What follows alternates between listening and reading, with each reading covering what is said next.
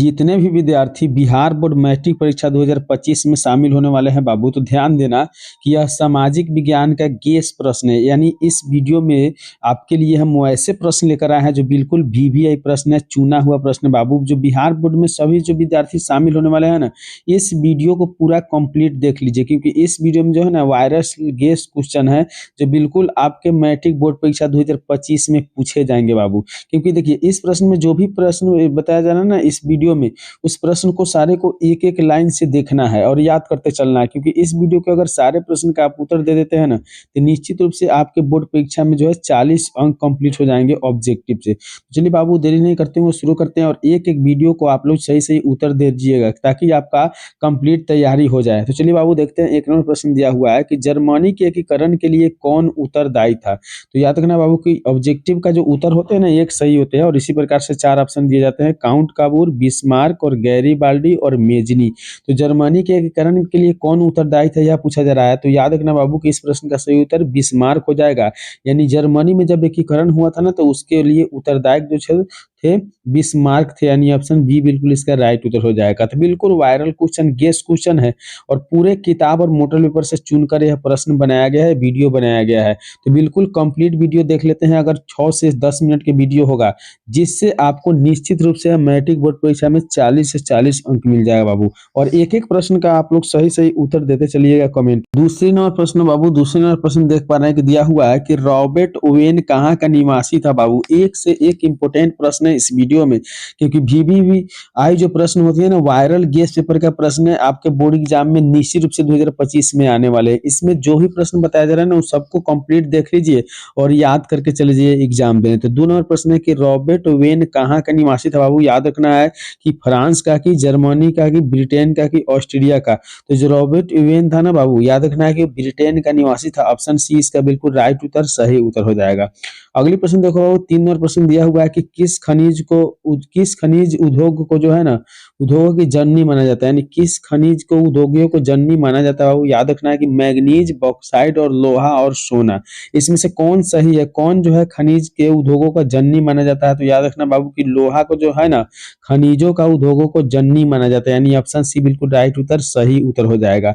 तो 4 नंबर प्रश्न देखने से पहले बाबू रिक्वेस्ट है कि यदि अभी तक आप वीडियो को लाइक नहीं किए तो बिल्कुल लाइक कर दीजिए, और यूट्यूब चैनल पे पहली बार आए हैं और वीडियो को पहली बार देख रहे हैं तो बिल्कुल इस वीडियो को लाइक करके चैनल को सब्सक्राइब कर लीजिए। क्योंकि यदि इस चैनल को सब्सक्राइब करते हैं तो इस प्रकार के वीडियो आपके मैट्रिक बोर्ड परीक्षा 2025 तक निश्चित रूप से मिलते रहेगा, जो आपके बोर्ड एग्जाम में अच्छे अंक प्राप्त दिला देगा। तो चलिए हम 4 नंबर प्रश्न देखते हैं बाबू। दिया हुआ है कि भारत में किस प्रकार की कृषि प्रधानता है। याद रखना बाबू कि जीवन निर्वाह कृषि है, कि विस्तृत कृषि है, कि बागानी कृषि है, कि व्यापारिक कृषि है। तो याद रखना बाबू कि भारत में जो कृषि प्रधानता है ना वो जीवन निर्वाह कृषि है, इसलिए ऑप्शन ए बिल्कुल इसका राइट उत्तर है, जीवन निर्वाहक। अगली प्रश्न की ओर बढ़ाएंगे बाबू, देखते हैं इंपोर्टेंट प्रश्न इस वीडियो में आप लोगों के लिए बिल्कुल चुना हुआ प्रश्न लेकर आए हैं। 5 नंबर प्रश्न दिया हुआ है कि नगर निगम के मुख्य प्रशासक को कहा जाता है।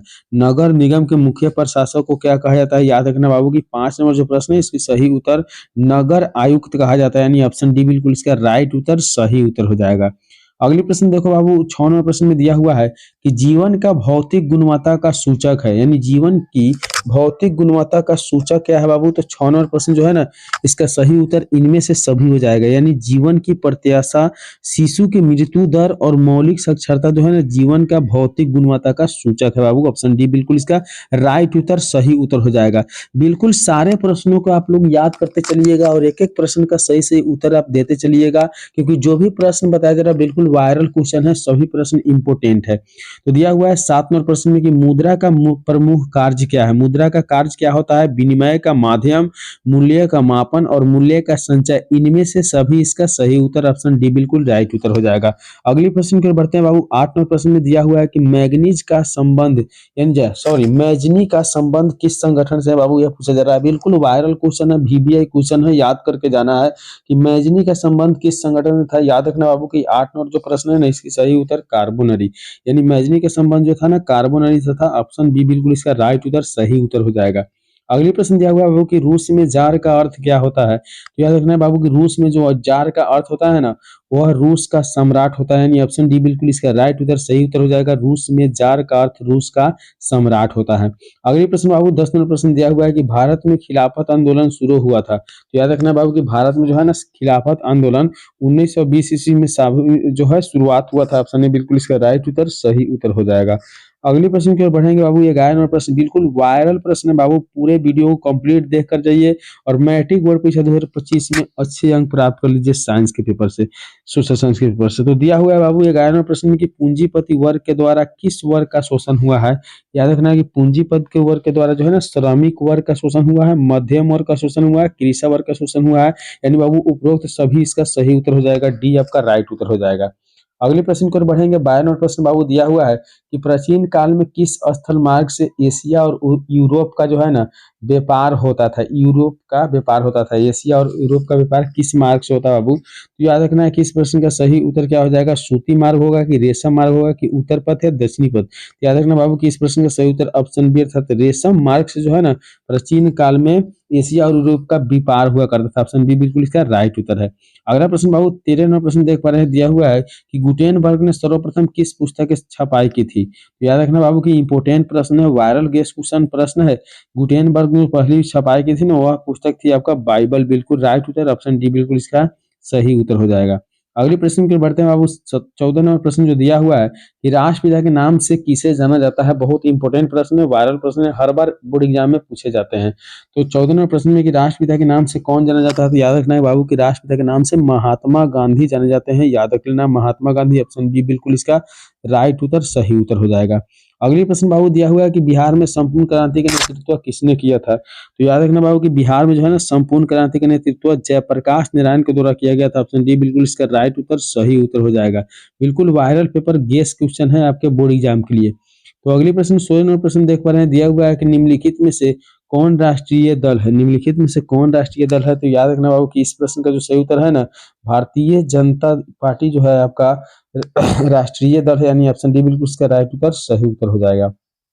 अगली प्रश्न की ओर बढ़ेंगे बाबू। 17 नंबर प्रश्न दिया हुआ है कि लोकतंत्र का प्राण किसे कहा गया है? तो याद रखना बाबू कि 17 नंबर प्रश्न है कि लोकतंत्र का प्राण किसे कहा गया है? तो राजनीतिक दलों को लोकतंत्र के प्राण कहा गया है। ऑप्शन ए बिल्कुल इसका राइट उत्तर सही उत्तर है। अगले प्रश्न की ओर बढ़ते हैं। दिया हुआ है 18वां प्रश्न कि सासाराम नगर की प्रमुख विशेषता यानी सासाराम नगर की विकास हुआ था बाबू, यह पूछा जा रहा है 18वें प्रश्न में। बिल्कुल इंपॉर्टेंट प्रश्न है। तो याद रखना है कि सासाराम जो नगर है ना उसका मध्य युग में विकास हुआ था, यानी ऑप्शन ए बिल्कुल सही उत्तर है, मध्य युग में विकास हुआ था। अगले प्रश्न दिया हुआ है बाबू 19 नंबर प्रश्न की बिहार में रज्जू मार्ग कहाँ है? तो याद रखना बाबू कि बिहार में जो रज्जू मार्ग है ना उस प्रश्न ये जो है राजगीर में है। ऑप्शन बी बिल्कुल इसका राइट उत्तर है, बिहार में रज्जू मार्ग राजगीर में पड़ता है। ऑप्शन बी बिल्कुल इसका सही उत्तर है। अगले प्रश्न दिया हुआ है 20 नंबर प्रश्न देख पा रहे हैं कि बिहार में खनिज तेल की संभावना है। बाबू याद रखना है कि बिहार में खनिज तेल का संभावना जो है ना वह हिमालय के क्षेत्र में है। ऑप्शन ए बिल्कुल इसका राइट उत्तर है, हिमालय के क्षेत्र में। तो इस वीडियो में बाबू 1 से 20 प्रश्न बताए जो बिल्कुल वायरल गेस क्वेश्चन था, वायरल पेपर था। बिल्कुल इस तरह की वीडियो देखने के लिए आप इस यूट्यूब चैनल को सब्सक्राइब जरूर कर लें और इस पे बहुत सारे वीडियो बना हुआ है, जाकर देख ले। चलिए मिलते हैं अगले वीडियो में, तब तक के लिए बाय।